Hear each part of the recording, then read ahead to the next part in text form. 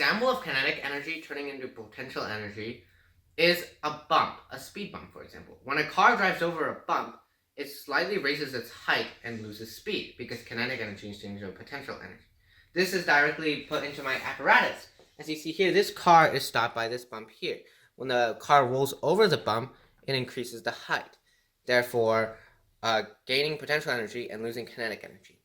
Now, when potential energy turns to kinetic energy is when something falls, right? And many things fall in my apparatus. For example, right here, when I drop the marble down here, it falls into this basket. When it falls, the potential energy from up here is lowered to down here.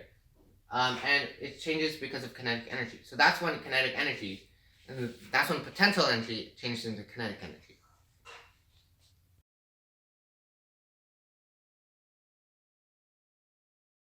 As you know, potential energy is calculated by mass times gravity times height. So in my apparatus, the starting marble has a mass of 0.005 kilograms. The gravity is 9.8 meters per second, as it always is. The height is 0.9652 meters, which means the potential energy at the end will be 0.47 joules. However, in reality, it is not that simple, as this assumes that my starting marble goes all the way down into this basket, which it does not. So in order to calculate the actual potential energy of my apparatus, I need to calculate each individual marble, which there's going to be one there as well. So I need to add like 4 different marbles instead of that one marble.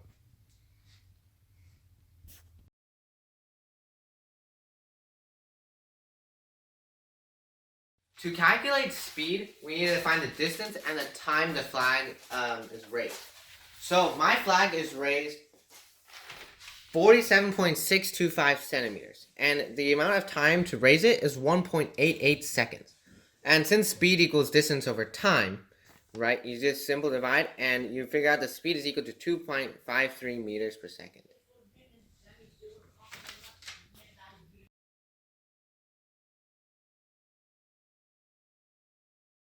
Energy. My apparatus does not conserve energy, as at the start the potential energy is equal to 0.47 joules, and at the end the kinetic energy is equal to 0.012655 joules.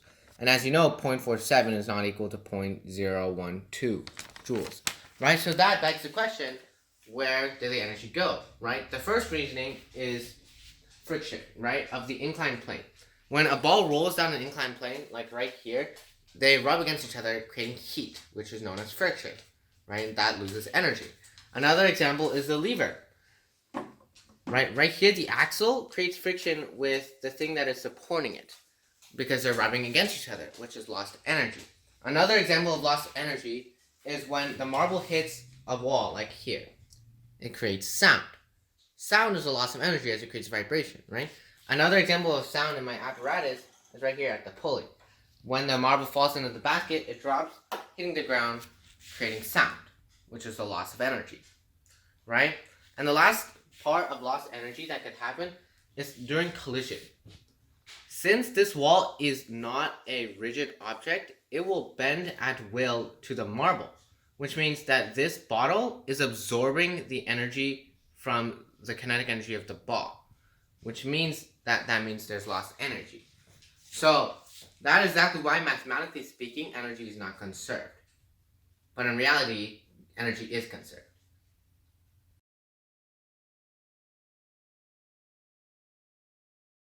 No possible way I can turn my apparatus into a perpetual motion machine. Because for starters, in reality, perpetual motion machines don't even exist. They end up always stopping due to friction, right? And assuming we ignore friction, my apparatus still will not be able to turn into a perpetual motion machine, as my apparatus hits other marbles, such as here, to hit another marble, which means the marble has to be reset. So in order to turn this into a perpetual motion machine, the marble has to magically teleport from here back up to here, which is obviously not possible. Therefore, my apparatus, even if it's frictionless, cannot turn into a perpetual motion machine.